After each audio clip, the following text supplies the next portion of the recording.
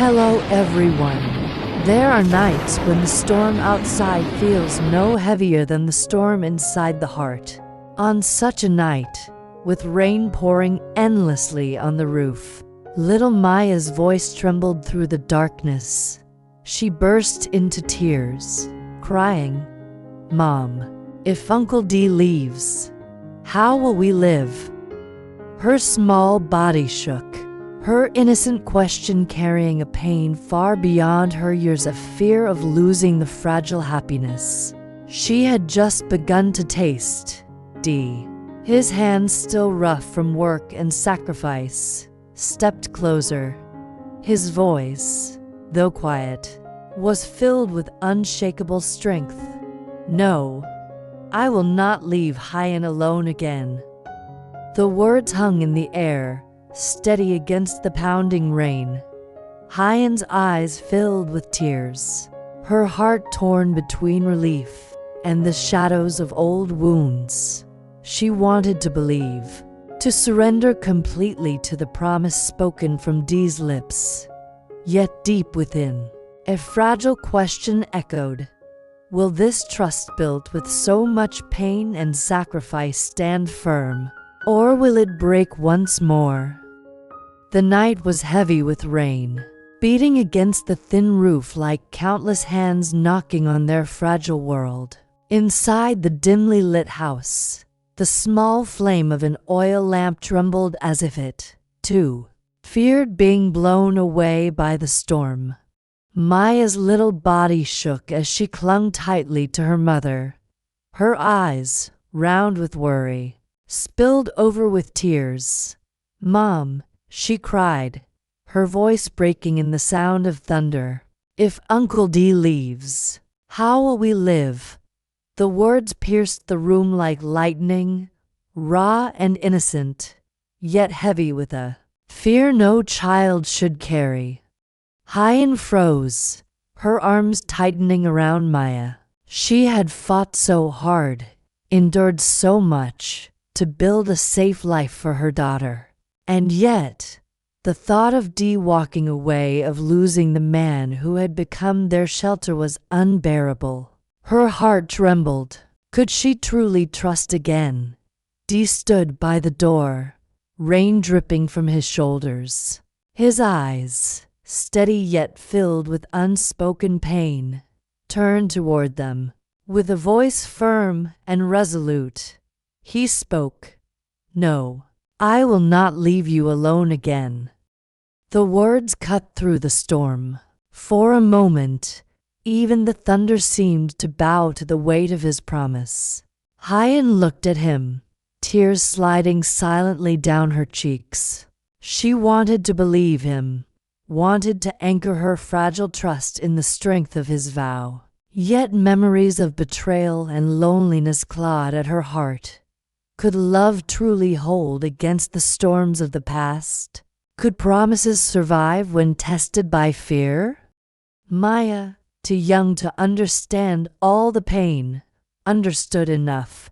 She reached out her small hand toward Dee, her tears mingling with the rain that had seeped into the house. "Don't go, Uncle," she whispered. "Stay with us." In that moment, the house was no longer just a shelter of bamboo and wood. It was a battlefield of trust, love, and hope. And as the storm raged outside, another storm raged quietly in Huyen's heart, between fear of loss and the fragile courage to believe once more. The rain poured harder, drumming on the old tiled roof as if the sky itself shared their sorrow. Dee gently pulled Maya closer, holding her small shoulders in his arms. His voice, though trembling with emotion, carried a strength that neither Huyen nor Maya had ever doubted. "Maya," Dee whispered, his breath warm against her damp hair, "I will not leave you. Not now, not ever again. You and your mother, you are my family." Maya clung to him, her sobs softening, her small hands gripping tightly onto his shirt as if afraid he might vanish with the storm.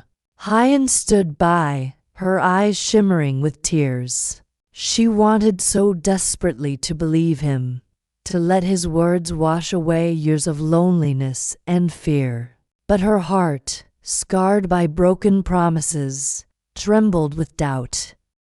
Dee looked at Huyen then, his gaze unwavering despite the storm. "Huyen," he said firmly, "I know I have failed before.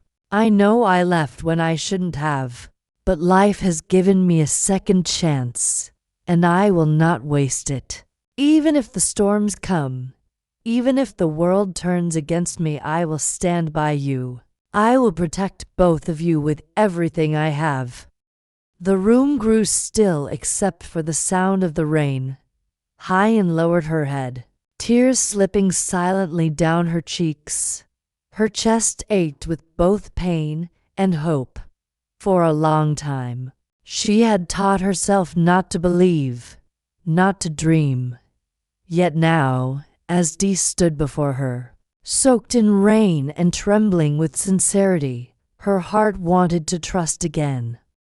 Maya, wiping her tears with the back of her hand, looked up at her mother with pleading eyes. "Mom, please believe him. I want us to be together." Huyen's lips quivered.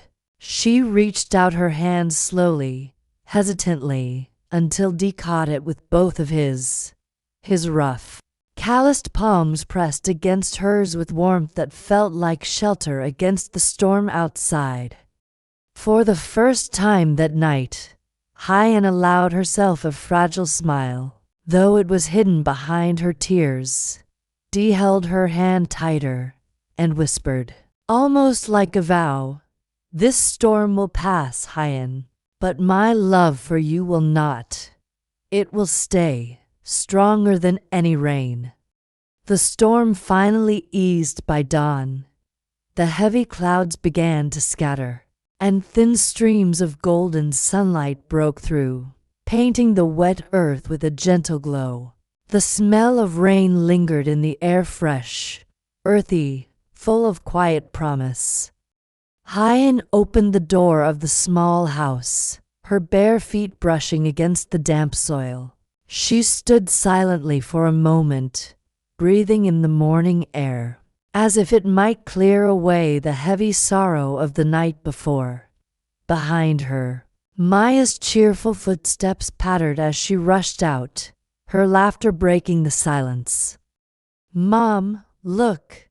The ducks are playing in the puddles," Maya shouted with delight, her innocent voice rising above the quiet fields. She ran barefoot toward the little yard, splashing the water with joy.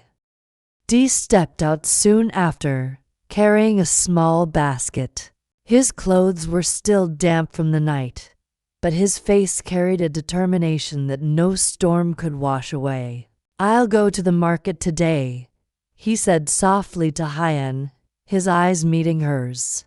"We'll need more rice, and I'll look for some tools. This house, I want to make it stronger, safer for you and Maya." Huyen turned to him, surprised by the firmness in his tone. For so long, she had been the one carrying every burden. The thought that someone else would now walk beside her, share her struggles, felt almost too heavy to believe. "You don't have to," she murmured, her voice trembling. Dee stepped closer, his expression steady. "I want to. Let me." Huyen's eyes softened. She did not answer with words, only gave a small nod. But in her heart a quiet seed of hope began to grow. Maya ran back, her hands muddy, her hair tangled with raindrops. She slipped her little fingers into Dee's rough hand and looked up at him with a smile. "Uncle Dee, can you build me a swing under that tree? Then when the sun sets, we can all sit together." Dee bent down, his lips curving into a rare smile as he brushed the mud from her cheek. "Yes, Maya, I'll build you a swing, and I'll build you a home where you can always laugh like this." The morning light spread wider across the yard, and though the storm had left the ground wet and heavy, the air was filled with the fragile brightness of a new beginning. At the market, the ground was still damp, and puddles reflected the bright fabrics of the vendors' stalls. The scent of freshly cooked sweet potatoes and grilled corn mixed with the earthy smell of wet straw. Dee carried his basket firmly, weaving his way through the crowd. He was not used to such busy places, but today he felt a quiet determination. He was not just buying rice and tools. He was building the beginning of a life with Huyen and Maya. He stopped at a rice seller's stall, counting the coins he had carefully saved. The woman looked at him curiously. "You're not from this village, are you?" she asked. Dee shook his head politely. "No, I've come here with my family. We're starting again." The word family slipped out naturally, surprising even himself. But as he said it, he felt it was true. The woman's expression softened. She measured out an extra handful of rice and poured it into his sack. "For your new start," she said gently. Dee bowed his head in gratitude, his chest tightening with an emotion he hadn't expected. It had been so long since anyone offered kindness without asking for something in return. Further along the market, Dee noticed a small wooden stall selling old tools. Among them was a hammer and nails, exactly what he needed to repair the roof. He touched them carefully, imagining the house stronger, warmer, safe for Huyen and Maya.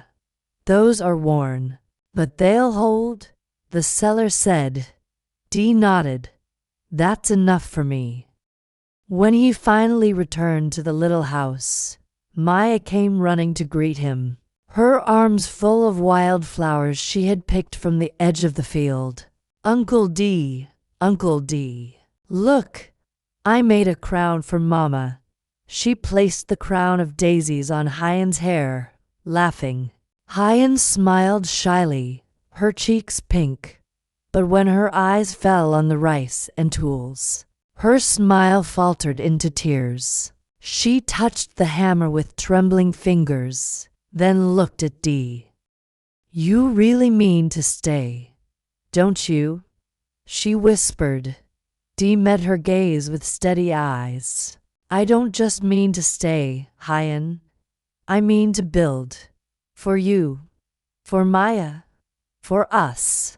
For the first time in a long while, Huyen did not look away, and though the world around them was still uncertain, in that moment the small house, wet, unfinished, fragile, already felt like home. The story of Dee, Huyen, and little Maya reminds us that happiness is not found in wealth or grand possessions, but in love, kindness, and the courage to begin again, even in the midst of hardship. A small gesture of compassion, like a handful of rice freely given, or the promise of building a safe home, can light the way forward.